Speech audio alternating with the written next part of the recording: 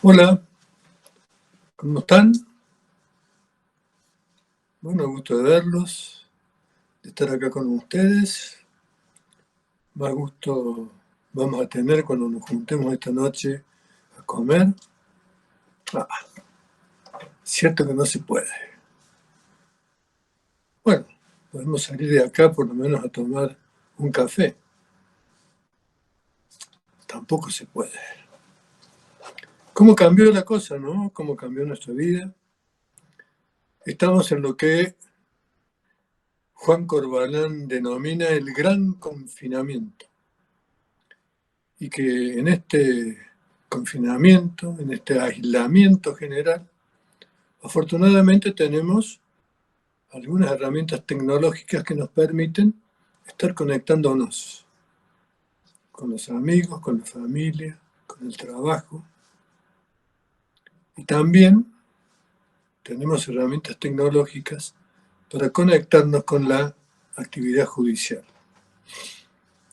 Hemos tenido una variación de estrados. Para nosotros, los operadores de la justicia, los estrados eran los tribunales, los edificios de los tribunales. Y dentro de ese edificio, donde desarrollábamos todo nuestro trabajo, específicamente para participar de una audiencia oral penal, teníamos el lugar, el espacio físico, una sala de audiencias, en donde nos ubicábamos todos, el tribunal, el fiscal, el querellante, el acusado, el defensor, el público, los testigos, los peritos. Había un ámbito físico que nos reunía a todos en el mismo momento. Pues bien, ese ámbito físico, ese estrado tribunalicio, hoy día prácticamente no existe. Nos seguimos vinculando, se siguen haciendo juicios, pero en otro espacio, en el espacio virtual, en el espacio cibernético, si se quiere, a través de medios tecnológicos que tenemos en este momento para hacerlo. De los estrados tribunalicios pasamos a los estrados digitales o virtuales. Y estos, me parece, no solamente van a coexistir, sino que van a empezar a empujarlos a los otros a ocupar su lugar, no sabemos hasta ahora con qué alcances. Sí puedo decir como concepto general que estos juicios digitales son una verdadera revolución. Digo que son porque ya existen en todo el mundo. Fíjense que en Córdoba, mi provincia, que voy a tomar como modelo para esta exposición, reducido a lo que se hace allí, en 2 meses, desde abril a junio, se hicieron 362 juicios digitales o ciberjuicios, como yo les llamo. Ya se hacen. ¿Y por qué digo que se ha revolucionado? Porque esto ha generado un cambio cultural, extenso, profundo y repentino de todas las estructuras procesales que regían hasta este momento, que conocíamos casi todos hasta este momento. El tema es que ahora nos estamos cuestionando si esta revolución, si este cambio, no está de alguna manera incidiendo o poniendo en jaque garantías constitucionales. Bien, para desarrollar y responder o tratar de responder a estas preguntas, creo que tenemos que dar un concepto aproximado que se me ha ocurrido denominar como ciberjuicio o juicio digital, un concepto provisorio, pero que nos puede ilustrar sobre lo que vamos a hablar con mayor precisión, y va a ser mi primer párrafo leído de los 3 que he seleccionado para esta reunión. Hablamos de juicio digital cuando tenemos una tramitación total o preponderante de un juicio penal con todos sus actos procesales y resguardo de garantías constitucionales en el espacio virtual, en el ciberespacio. ¿Cómo lo hacemos? Mediante las herramientas tecnológicas digitales que ya existen, que tienen la particularidad de tener una comunicación interactiva directa, que son capaces de transmitir en forma simultánea y en tiempo real, transmitir y recibir imágenes, sonidos y datos a distancia en una misma reunión, pero entre múltiples personas que se encuentran en uno o más sitios geográficamente distantes. Nuestra pregunta subsecuente es, ¿nos la hacemos? ¿Es fácil tomar una posición a este respecto? Decir si reúne los requisitos necesarios para ser procesalmente correcto, constitucionalmente legítimo. Bueno, yo no he arribado, debo confesar, a una conclusión definitiva. Creo que previamente hay que hacer un estudio interdisciplinario entre técnicas de comunicación a distancia y leyes y constituciones que reglamentan el juicio en todo el mundo. Donde hay juicio oral, este problema se está planteando. Lo que sí quiero decirles que de vez en cuando me viene la sospecha de estar con la dificultad que le atribuyen a haber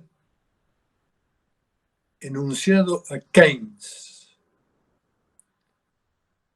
Keynes habría dicho que la dificultad no estriba en las ideas nuevas, sino en escapar de las viejas.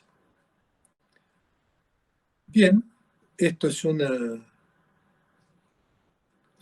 duda, un cuestionamiento que me hago, pero así todo tenemos que avanzar. La pregunta entonces global sería, ¿estos juicios satisfacen la garantía de juicio previo? Bien. En orden a los requisitos del artículo 18 de nuestra Constitución y la normativa supranacional incorporada, yo pienso que en términos teóricos se respetan, porque tenemos garantizados juez natural, tenemos acusación, tenemos prueba y tenemos sentencia. Tenemos además resguardados los derechos de defensa, nemo tenetur, que es la obligación de no ser declarado contra uno mismo, el carácter excepcional y cautelar de la prisión preventiva, etc.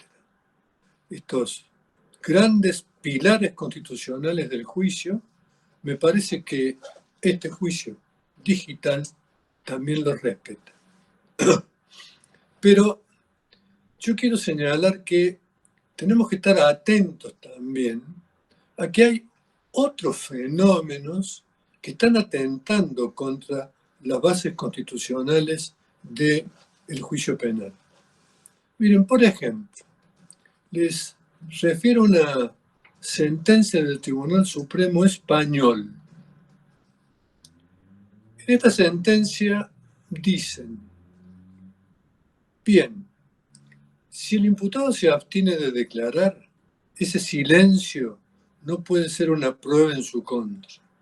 Pero si existen otras pruebas que rompen o conspiran contra su principio de inocencia, pruebas de cargo, este silencio puede ser un argumento complementario para fortalecer a esas pruebas de cargo. De modo que el silencio del imputado, la abstención, termina siendo una prueba de cargo en su contra. Luego, por cierto, el tribunal da una serie de vueltas tratando de disimular esto que está diciendo, pero lo escrito ahí quedó escrito. Entonces señalo este punto porque no se crean que hoy todas las acechanzas para el juicio previo y sus garantías vienen de la cibernética o de la virtualidad. Ahí tenemos una expresión que ustedes la pueden consultar, en donde se dice exactamente lo que yo les estoy comentando.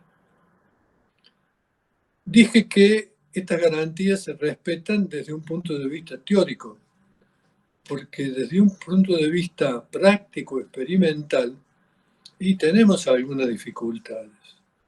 Tenemos imputados que no tienen los conocimientos mínimos como para participar de un proceso digital.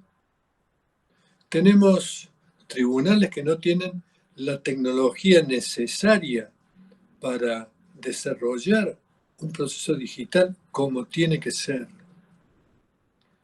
Y profundizando un poco, pensando, por ejemplo, en las relaciones entre imputado y defensor, ¿cómo hacemos en esto para garantizar que imputado y defensor puedan acordar una estrategia de defensa? ¿Cómo hacemos para que entre los dos puedan ponerse de acuerdo para elaborar la teoría del caso? Bien, más aún, y esto lo hemos conversado, entre otras muchas cosas, con Marcos Salt, a quien le debo muchas de las ideas que aquí estoy expresando y cuya generosidad agradezco. Que en la práctica del juicio penal común, el defensor al lado del imputado tiene una actividad de cuchicheo, si se quiere, que es imprescindible, porque cuando un testigo dice algo en contra del imputado, por ahí el defensor le pregunta, ¿sí? ¿Y este? O cuando el imputado escucha algo que dice un testigo, se dirige al defensor que lo tiene en un lado y le dice, eso es mentira, pregúntale por tal cosa, por tal persona. O cuando miramos en una larga declaración en donde un juez o varios solamente observan, cuando toman la lapicera y anotan algo que les ha parecido importante y que no se nos puede pasar en el momento de seguir defendiendo o en los alegatos finales. Entonces, aparecen todas estas dificultades de carácter práctico que pueden poner en principio en dificultades constitucionales al desarrollo de un juicio digital. Sin embargo, creo que esto se puede solucionar, que no es una crítica que se pueda sostener muy de frente con mucha argumentación. Lo que sí tenemos que acordarnos es que un juicio, un proceso penal, tiene que estar regulado por la ley. Y la pregunta es, ¿en cuántos lugares en donde se está practicando hay leyes que están respaldando el juicio digital? Bueno, si nosotros recordamos a los teóricos, recordemos por ejemplo a mi maestro Vélez Mariconde, que decía, el proceso para hacer una garantía tiene que tener un curso inalterable, actos que tienen que estar preestablecidos, cómo se hacen, cuándo se hacen y quién los hace, que no se pueden cambiar por la voluntad del tribunal ni de las partes. Hay un programa de actuación que es la verdadera garantía, que se sabe que no se puede salir de ese programa sin afectar lo que es el derecho de defensa. Entonces, este concepto de juicio previo requiere siempre pensar en una ley que lo organice. Bien, en Argentina no conozco ninguna ley, a lo mejor ya ha salido porque la velocidad de los acontecimientos aquí es inimaginable, pero yo no conozco ninguna. ¿Cómo se están haciendo entonces los juicios digitales o ciberjuicios? Mediante resoluciones de los tribunales que tienen a su cargo la capacidad de superintendencia. Llámese el Tribunal de Casación, llámese en Córdoba el Tribunal Superior de Justicia, que frente a la emergencia y frente a la opción entre no prestar ningún servicio de justicia, no hacer juicios o autorizar que se realicen por estas vías, opta por esta segunda posibilidad. Y para ello solamente tienen como atribución las facultades administrativas que tienen los tribunales superiores, que les dan los códigos procesales bajo el nombre de normas prácticas. Pero tenemos que tener presente, me viene a la cabeza la opinión de Francisco Dalbor en este momento, que dice, qué bien que se llamen normas prácticas, porque no hay ninguna capacidad por esta vía de alterar las formas de los actos procesales.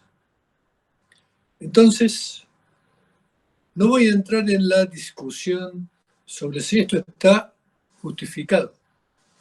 Si la emergencia justifica esta suspensión, si nos podemos tomar de la suspensión de garantías que establecen los pactos internacionales o de la gravedad institucional que tenemos incorporada a nuestra jurisprudencia de la Corte Suprema y del propio Tribunal de Justicia.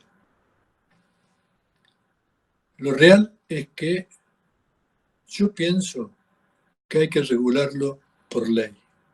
Y sobre eso vamos a hablar un poco más adelante, cuando les diga qué pienso yo que tiene que tener esa regulación. ¿Dónde va a estar el foco de discusión? ¿Dónde está hoy el foco de discusión? Hoy se discute si el ciberjuicio o juicio digital satisface los caracteres propios del juicio oral presencial. Es decir, la inmediación, la publicidad popular del juicio y la contradicción, entendida como la atribución que tienen las partes de controvertir la prueba que se va recibiendo. Tomemos la inmediación. Lo primero que tenemos que decir es que la inmediación, que es el contacto directo de todos los sujetos procesales entre sí y con la prueba y los argumentos, tiene la particularidad de permitir que los jueces, sobre todo, que son los que tienen que dictar las sentencias, tengan una percepción directa de los aspectos verbales y no verbales, de las declaraciones que se reciben, de las impresiones que les producen los lugares o las cosas. El genio irónico de un amigo cordobés que se llama Tristán Gavier, hablando de este tema, un día me dijo: mirá, esto es como ver la Fontana de Trevi en YouTube. Yo la he visto en YouTube y la vi porque ahí estuve, y es absolutamente distinta una visión de la vivencia de la Fontana di Trevi. Bueno, y en este sentido tiene razón, y no le vamos a quitar a la inmediación los méritos que tiene. No se los ha quitado la Corte Suprema de Justicia, que en el precedente Casal, sobre el que vamos a volver, habla de que el límite de cualquier revisión de la sentencia es la prueba que depende exclusivamente de la inmediación. Dice la Corte: no magnifiquemos la inmediación, porque no todo lo que se recibe en un juicio se recibe de ese modo. Queda después del juicio una serie de rastros probatorios que valen para analizar si ese juicio fue justo o no fue justo. Entonces, ¿qué es lo que se persigue en primer término con la inmediación? Yo creo que la inmediación, a través de este cara a cara con la prueba, trata fundamentalmente de establecer la sinceridad intrínseca de testimonios y versiones de los imputados. Así llamo a aquella sinceridad que no depende de la prueba independiente que la confirme o la destruya, sino la que produce la declaración en sí misma. Sobre este tema hay una serie de exageraciones. Hay quien dice, bueno, los jueces, su experiencia, les permite darse cuenta de esto rápidamente. Un autor clásico italiano señalaba: la divina chispa de los jueces permite establecer cuando un testigo o un imputado mienten o dicen la verdad. Con chispa o sin chispa, los que creen eso entienden que entre el tribunal, el testigo o el imputado que declara, se establece una suerte de química de la sinceridad o de la falsedad. Y que esa química lleva a conclusiones sobre estos aspectos que el tribunal puede adoptar como impresiones. Me impresionó, como verás, más de una vez habrá leído en alguna sentencia. Sin embargo, este esfuerzo no encuentra muchos respaldos técnicos. Cualquiera que mira un poco el tema de neurociencias, el tema de psicología, que tratan este punto, señalan que no es posible establecer a través de métodos de estas características, si un testigo o un imputado dicen exactamente la verdad o no mienten. Hice un trabajo interdisciplinario una vez con una médica psiquiatra para tratar de establecer este punto y llegamos a la conclusión que cualquier método técnico que existe o que existía hasta ese momento solamente nos puede dar conclusiones probables, pero nunca la certeza de que alguien nos miente o no. De todas formas, esta llamada de la Corte a no magnificar la inmediación, fíjense que ahora tiene como una discusión ajena. Yo me acuerdo cuando peleamos por el juicio oral, decíamos en las tribunas, ¿alguien se imagina algo más bueno para comunicarse, más natural y más humano que la oralidad? ¿Alguien se imagina, planteábamos, un psicoanálisis hecho por escrito? Y era una rotunda demostración de que la oralidad era más importante a los fines de un juicio. Pues ahora, como los psiquiatras, psicoanalistas y psicólogos también están afectados por la pandemia, se han comenzado a desarrollar las entrevistas a través de medios tecnológicos y se están desarrollando.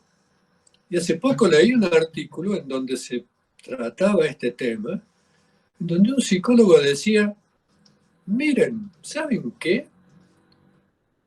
No me parece tan malo este procedimiento. Capaz que tengamos que cambiar nosotros alguna práctica. Estos dos puntos de vista, la Corte con los juicios, los psicólogos con la consulta, me parece que nos están tratando de ubicar en la verdadera importancia que tiene la inmediación. No hay que olvidarse tampoco que la inmediación, para dar sus frutos, sobre todo en un juicio oral, requiere la atención permanente de todos, pero especialmente de los jueces, que son los que van a dictar la sentencia sobre las pruebas que perciben mediante la inmediación. Y la pregunta es, ¿los jueces están siempre atentos? ¿Se distraen? ¿Se duermen? Ya alguno me dirá, Caferata siempre escandalizando.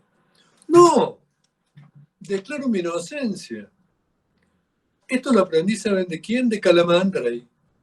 Calamandrei en su famoso libro Elogio de los jueces, escrito por un abogado, cuenta la anécdota de un juez que fue a una óptica, juez de juicio oral, y le dice al dependiente, estoy buscando anteojos oscuros.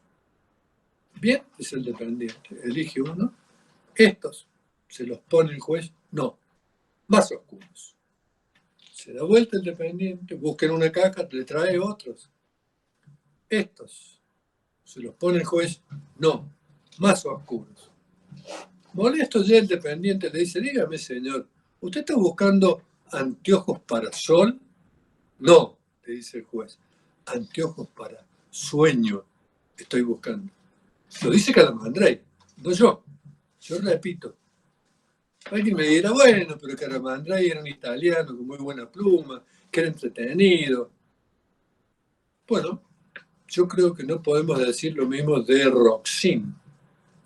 Roxin en su libro sobre derecho procesal penal, hablando de este tema, dice, miren, si hay un juez que se duerme en un juicio, esto es motivo de casación porque la sentencia es nula. En realidad dice, puede ser nula, se corrige el mismo, siempre que el juez haya estado tanto tiempo dormido que se haya perdido las pruebas dirimentes para dictar una resolución. Bueno, sí, Calamandrei y Roxy, hablando de los jueces italianos, los jueces alemanes, admiten que se duermen. Yo no voy a decir que los jueces argentinos se duerman, o los paraguayos, o los mexicanos, pero que son humanos y que les puede pasar, creo que sí. Entonces, yo digo, podemos ser nosotros hasta fanáticos de la inmediación, pero lo que no podemos ser es acríticos. Tenemos que tener presente que como toda actividad que se desarrolla entre seres humanos, tiene los límites que tenemos los seres humanos. Y el cansancio en juicios largos, el sueño en juicios largos, a ciertas horas, es un problema. Bien, pero si me preguntan a mí por qué hay esa defensa tan cerrada de la inmediación en los ámbitos judiciales, yo creo que es por otro motivo. Porque gracias a la inmediación, los jueces de los tribunales de juicio en Córdoba y en donde se aplicaban las doctrinas cordobesas, habían sido declarados soberanos en la fijación de los hechos del proceso y en la apreciación de la prueba que los llevaba a fijar esos hechos. Y tenían el respaldo muy serio, nada menos que de Ricardo Núñez, que en una conferencia, hablando del tema, dijo: cualquier tribunal que quiera revisar una sentencia de un juicio oral, como no tuvo inmediación, como no tuvo percepción, como no tuvo vivencia de la prueba, este tribunal que pretende revisar esa sentencia no tiene cómo. Por lo tanto, no puede el recurso contra la sentencia alcanzar las conclusiones de hecho a las que ha llegado el tribunal a base de la prueba. Dicho de otra forma, no puede controlar un tribunal de alzada cómo se ha establecido la eficacia conviccional, la potencia probatoria. ¿Qué prueba la prueba que le ha asignado el tribunal de juicio? Entonces, si ustedes se dan cuenta, este era un poder bastante importante. Lo que yo dije que existe y la culpabilidad que yo establecí en un tribunal oral no la revisa nadie. Ustedes me dirán, sí, se puede revisar por el lado de las reglas de la sana crítica. Es verdad, pero no es eso lo que no se puede revisar según Núñez.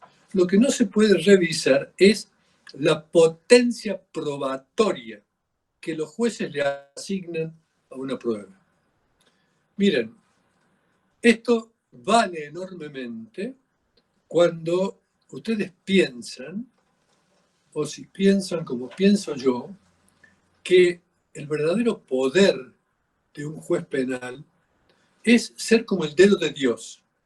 El dedo de Dios que te apunta y te dice, vos fuiste. Bien. El dedo de Dios de los jueces es decirte, vos fuiste el culpable del delito que te están atribuyendo. Y con ese poder incontrolable, era imposible verificar si en esa sentencia este tribunal había observado el principio indubio pro reo, que es también una garantía de carácter constitucional. Bien, esto que estoy señalando lleva luego a transformar a la inmediación como un nuevo criterio de valoración de la prueba. ¿Cuál es este criterio? Percibí por inmediación y nadie me puede revisar. Yo creo que este testimonio es dirimente. ¿Por qué? Porque yo lo recibí.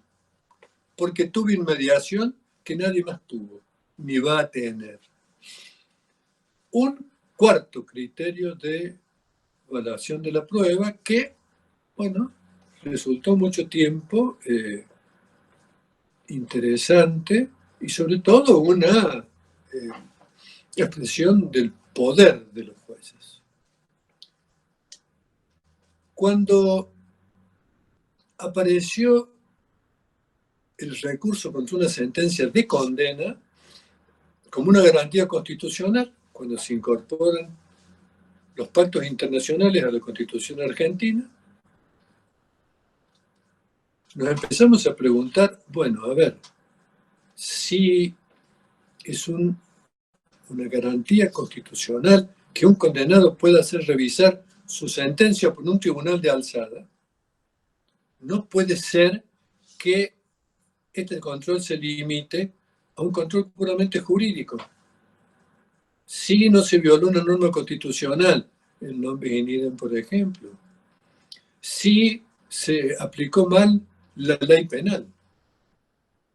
La tradición casacionista ortodoxa decía, en la casación se sobrevuelan los hechos, pero nadie se posa sobre ellos. Ahí están, ¿sí? Intocables. Bueno, entonces empezaron a desarrollarse una serie de opiniones tratando de ensanchar la posibilidad del recurso contra la condena, disminuyendo de alguna forma la soberanía de los jueces sobre el hecho y la prueba del hecho. Esto terminó con un fallo de la Corte Suprema, que es, como les decía yo recién, el precedente Casal. En Casal, la Corte dijo muchas cosas, pero lo que estableció fundamentalmente fue lo siguiente. Dijo, miren, un tribunal que controla una sentencia de condena, supongo que lo dijo también por la de absolución, pero hablemos de la de condena, tiene que hacer el máximo esfuerzo revisor, porque el recurso de casación no es nomofilaxis, no es un control de la legalidad de carácter general. No, la idea del recurso de casación es que es una garantía del acusado. Y por lo tanto, el Tribunal de Casación tiene que agotar su capacidad revisora, con un límite.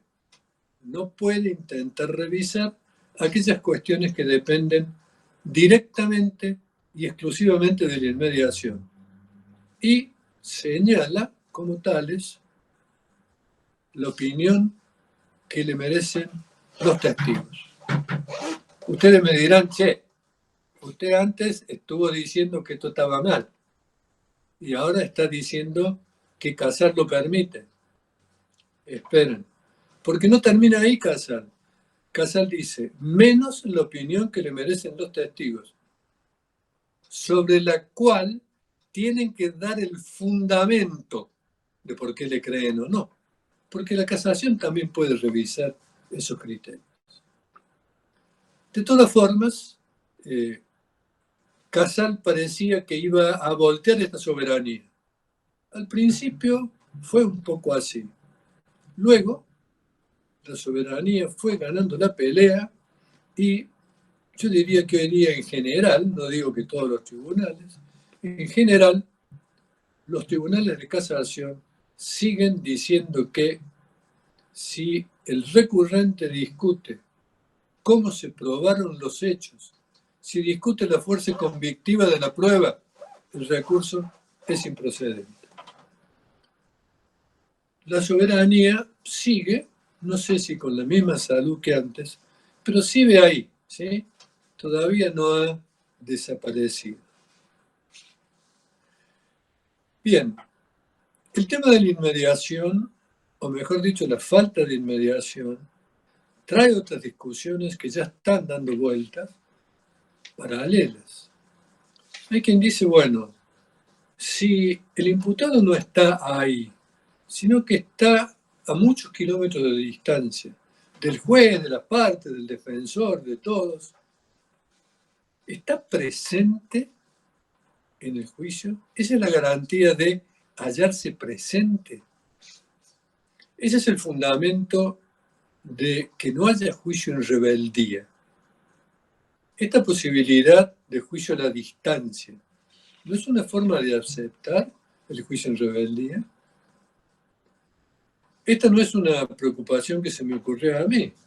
Se la escuché a Adolfo Alvarado Belloso, que es un hombre de mucho conocimiento procesal y que además ha sido juez de juicio oral civil durante mucho tiempo y conoce las entre líneas de lo que es la inmediación.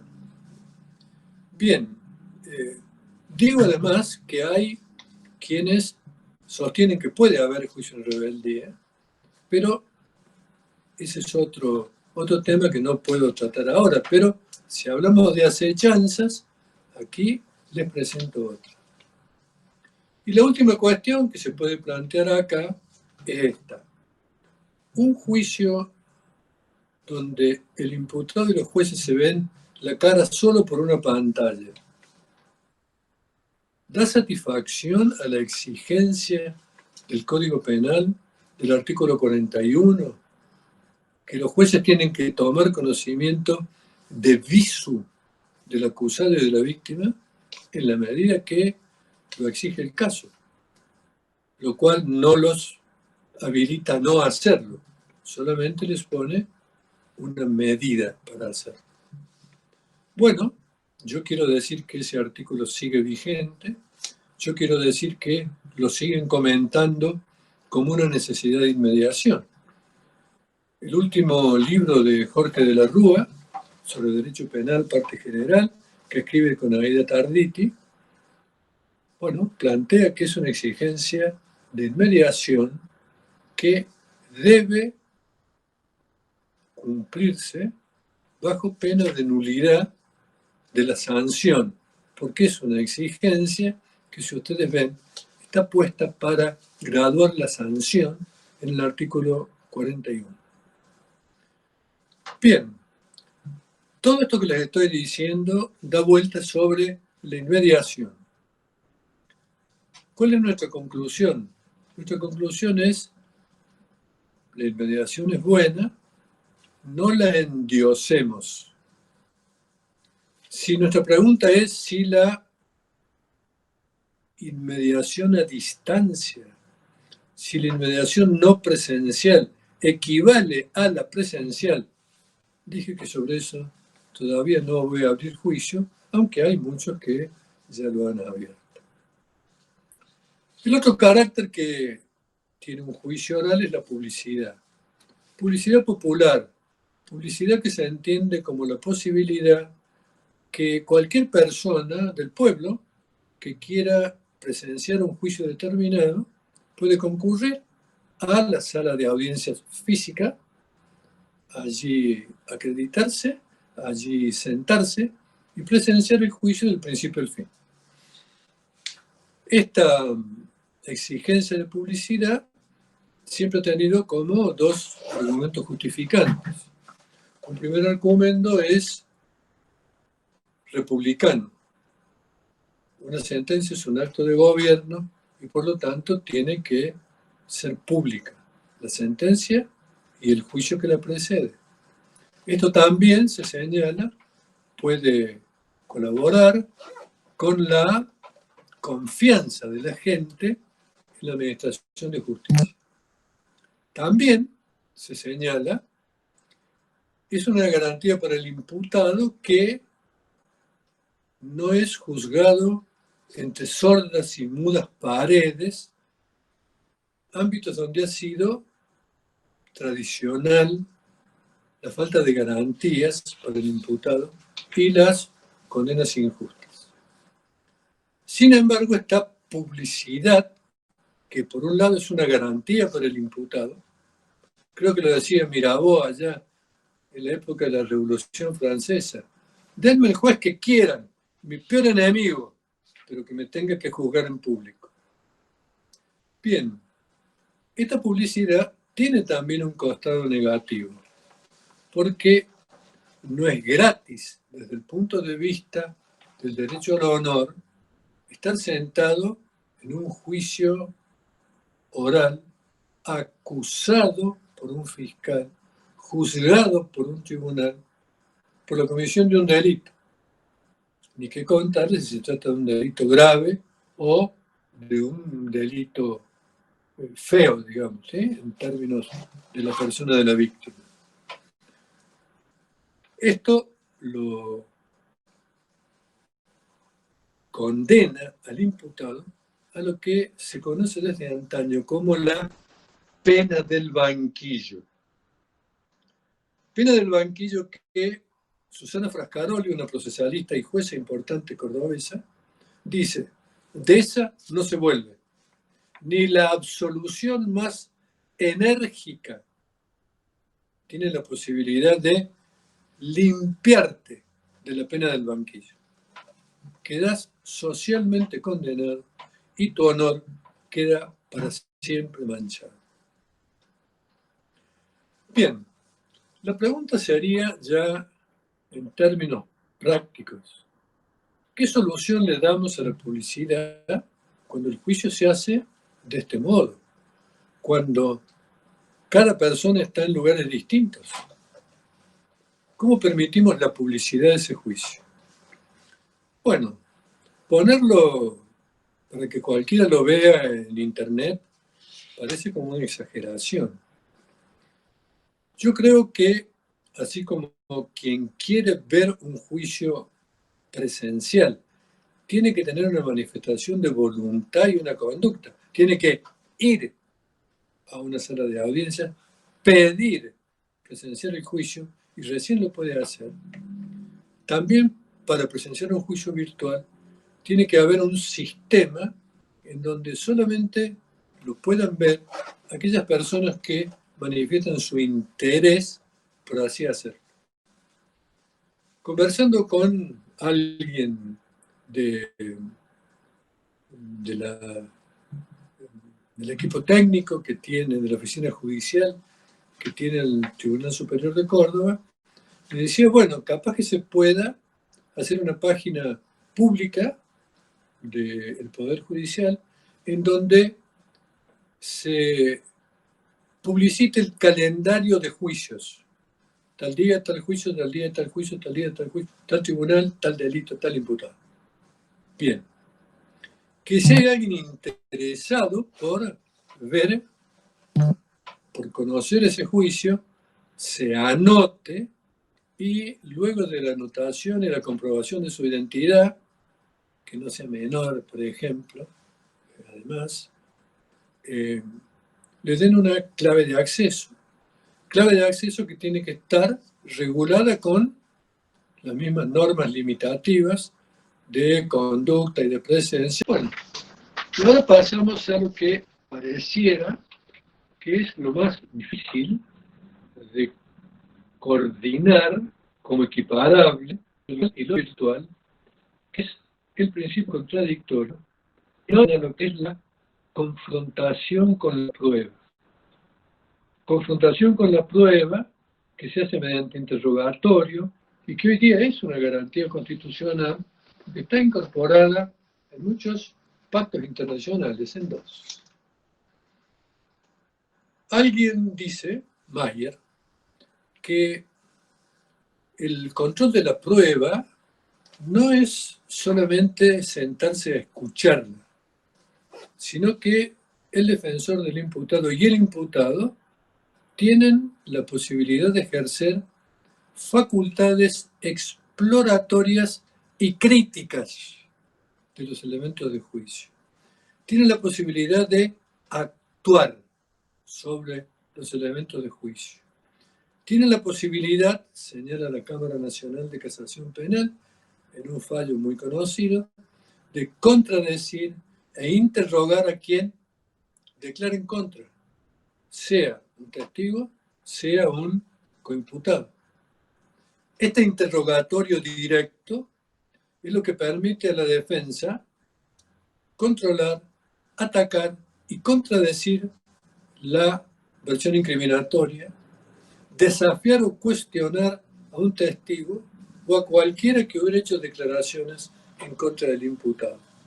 Segunda lectura de las atribuciones que le reconoce este fallo de la Cámara Nacional de Casación que estoy en este momento sintetizando.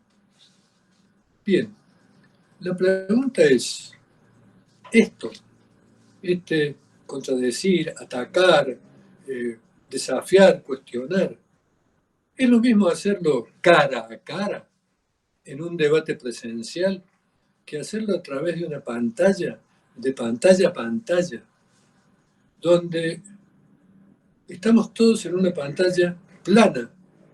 Ustedes han visto las imágenes seguramente de las sesiones legislativas, en donde hay una gran pantalla plana, en donde aparecen las caras de los legisladores, se los oye hablar, pero todos se preguntan, ¿será lo mismo hablar a la pantalla, desde una pantalla, que la posibilidad de hacerlo frente a frente, cara a cara?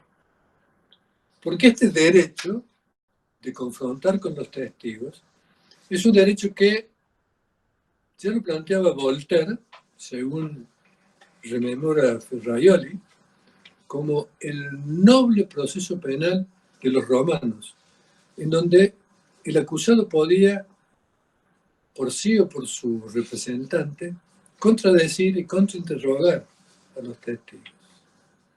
Este es un derecho que fue tan importante que fue incorporado a la Constitución americana con posterioridad a su sanción. Y hay fallos, que no tengo tiempo de leerlos acá, que detallan cuáles son las razones para que esa disposición exista. Bien, yo lo que creo es que es difícil que de pantalla a pantalla uno pueda lograr que los jueces se lleven una impresión sobre la veracidad o la mendacidad de quien está acusándolo al imputado. Ustedes me dirán, ¿y qué importancia tiene una impresión? Miren, yo les voy a traer una opinión de Gabriel Pérez Barberá, que todos lo conocen como un jurista argentino. Gabriel Pérez Barberá dice, miren, en el juicio oral, los jueces, la forma que tienen de valorar la prueba es por impresión. Hay pruebas que les impresionan de un modo y pruebas que les impresionan de otro. Hay un testigo que les parece que dice la verdad o les parece que miente. Luego, tienen que fundar racionalmente esa valoración. Pero la valoración es la valoración por impresión. Bien, no sé si lo cité con toda corrección, pero sustancialmente Pérez Barberá dice esto.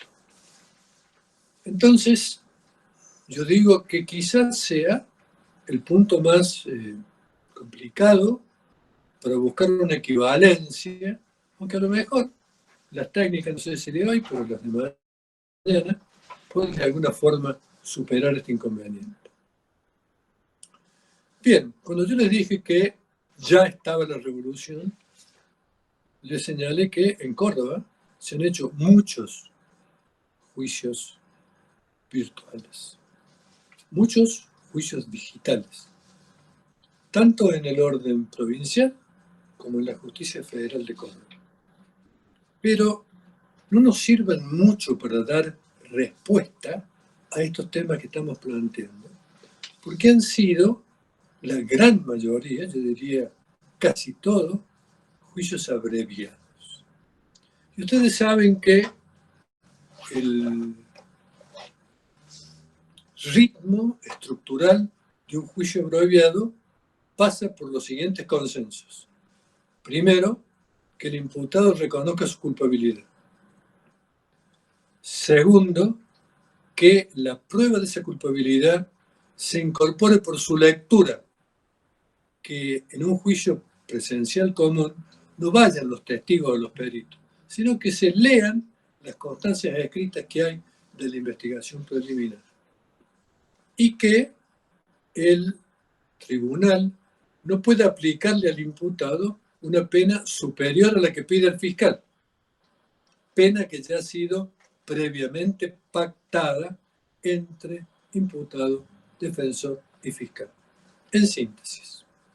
Entonces, como ustedes ven, no importa la inmediación, no va a haber contradicción, al menos en lo argumental a lo mejor puede discutirse algún encuadramiento a futuro, porque fiscal y defensor van a estar de acuerdo en la pena y el tribunal se va a ver obligado a aplicarla. Lo mismo pasa con los juicios orales en la probation. En la probation no hay prueba, lo que se discute es una cuestión valorativa, lo que pide como indemnización la víctima.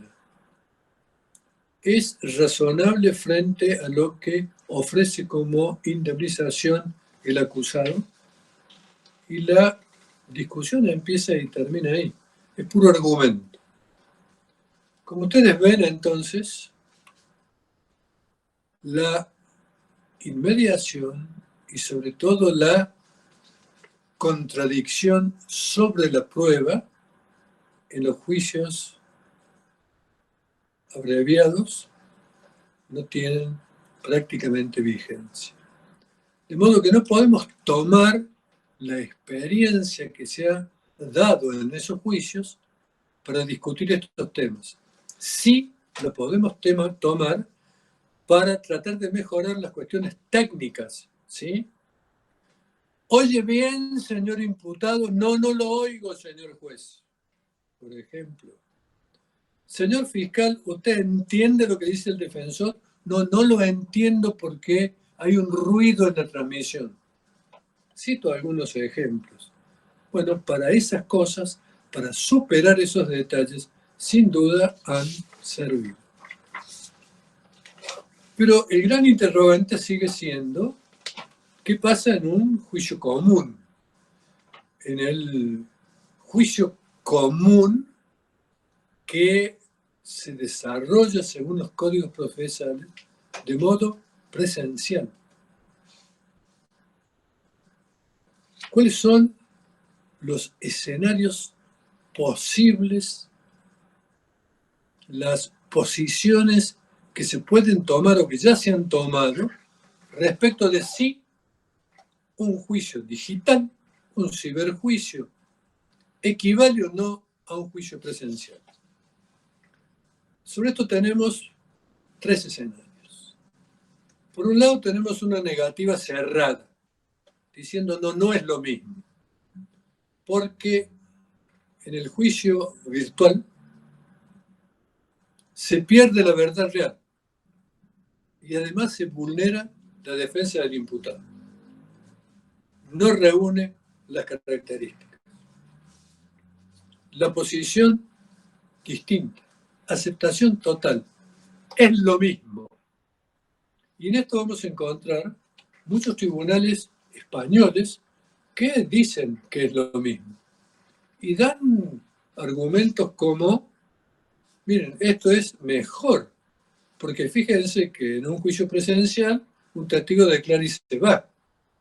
En un juicio virtual, la declaración del testigo queda grabada.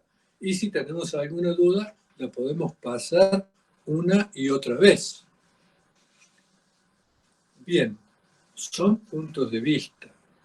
Son puntos de vista. Ellos dan esta explicación y varias otras más, que no tengo tiempo de transmitirlas, pero justifican su adhesión plena. Y tenemos la tercera posición, que es aquella que está buscando un reperfilamiento, diría yo, tomando alguna palabra que los argentinos hemos escuchado bastante en los últimos tiempos, un reperfilamiento de los caracteres del juicio, un reperfilamiento de la inmediación, del contradictorio, de la publicidad y también de las garantías constitucionales que están sustentando estos caracteres. Y se pretende que a través de este reperfilamiento, todas estas garantías, todos estos caracteres puedan ser satisfechos, no cambiando lo digital, sino reperfilando garantías, reperfilando caracteres de oralidad, publicidad y contradictorios sobre la prueba. Seguramente que ninguna de estas posiciones va a obtener un estado de opinión. Seguramente va a haber discusiones y discusiones y discusiones sobre este tema, olvidándonos que el ciberproceso está instalado y se quiere seguir quedando.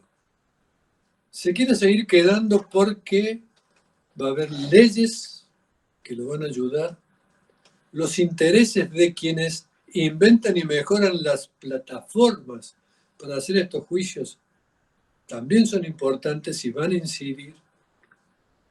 Los presupuestos del Poder Judicial, de los poderes judiciales, que con juicios virtuales y a distancia van a adelgazarse en necesidades de personal y de apoyo material. Y también por alguna comodidad, digamos, que nos está prestando el juicio digital. Podemos trabajarlo desde lejos, ¿sí? Miren, ¿cómo será que salió los otros días en una publicación, un juez español que reprende a una defensora y le dice, oiga, usted no puede alegar desde su lecho. Vístase bien y venga, siéntese. Bueno, a modo de anécdota. Yo en este tema tengo miedo que pase como dice Borges que ocurre con el destino, ¿sí? El destino es totalmente invulnerable a las culpas, dice Borges, pero implacable con las distracciones. Yo tengo miedo que cuando nos distraigamos en discusiones, el ciberdebate haga como el destino, ajeno a las culpas, avance, avance, avance, y cuando estén por terminar las discusiones, ya está instalado en las discusiones, solamente sirvan para engordar bibliotecas o tribunales de alzada. Creo que nuestra responsabilidad, la de todos, es trabajar desde ahora fuertemente en este tema. Y digo como final, se nos vienen también los jueces robots, porque detrás del procedimiento vienen los jueces. Los jueces que ya andan dando vueltas, que yo siempre dije que iban a venir, pero esperaba que se vinieran despacio, no con tanta velocidad, gradualmente seleccionando los casos. ¿Qué creo que tenemos que hacer, señores? Tenemos que hacer una ley. Una ley que establezca que vamos a tener juicios digitales solo cuando existan supuestos excepcionales, en donde el juicio común sea impostergable por motivos procesales. Por ejemplo, se va a morir un testigo, crucial, o imposible por razones de fuerza mayor, pandemia o cualquier otro, o exista consenso entre las partes. Cuando sea impostergable o imposible, o exista consenso entre las partes, Son las tres situaciones excepcionales en donde yo creo que se puede admitir y una ley tiene que regular el ciberjuicio. Y por cierto, en esa regulación tendrá que adecuar las normas procesales vigentes para que se pueda aplicar, siempre teniendo presente que es indispensable contar con una tecnología para hacerlo, que sea idónea y segura. Idónea técnicamente, segura por la reserva que tiene que mantenerse en muchos casos, procurando siempre el resguardo de todas las garantías constitucionales. Tecnología adecuada, resguardo de garantías, para casos excepcionales en donde el juicio presencial sea imposible de hacer o sea impostergable de esperar o haya consenso entre las partes, que me parece una buena solución. Quizás también pudiera delegarse por ley en los tribunales que tienen la facultad de dictar normas prácticas, la posibilidad de ir adelantando esta reforma, en cuyo caso tendríamos algún respaldo legal. De todas formas, cada vez que me topo con alguna inmediación de esta, con algún contacto así cara a cara con alguna novedad importante, siempre me viene a la mente la advertencia de el gato pardo. ¿Qué decía el gato pardo? El gato pardo decía, si queremos que todo siga como está, es necesario que todo cambie. Bueno, los que están pensando en ciberjuicio, juicios digitales, yo también estoy pensando en eso, aunque todavía no tomé mi posición. Voy a estar de acuerdo si esto nos proporciona una mejor justicia, porque cambiar todo para satisfacer aquellos intereses, para que nada cambie, todo sigue igual, y nuestra justicia sigue igual, de lenta, de pesada, a veces de poco justa, poco equitativa. Yo creo que no vale la pena hacer el esfuerzo. Bueno, les agradezco mucho la atención y será hasta la próxima vez que nos conectemos. O quizás ya la próxima vez podamos vernos y tomar el café. Muchas gracias.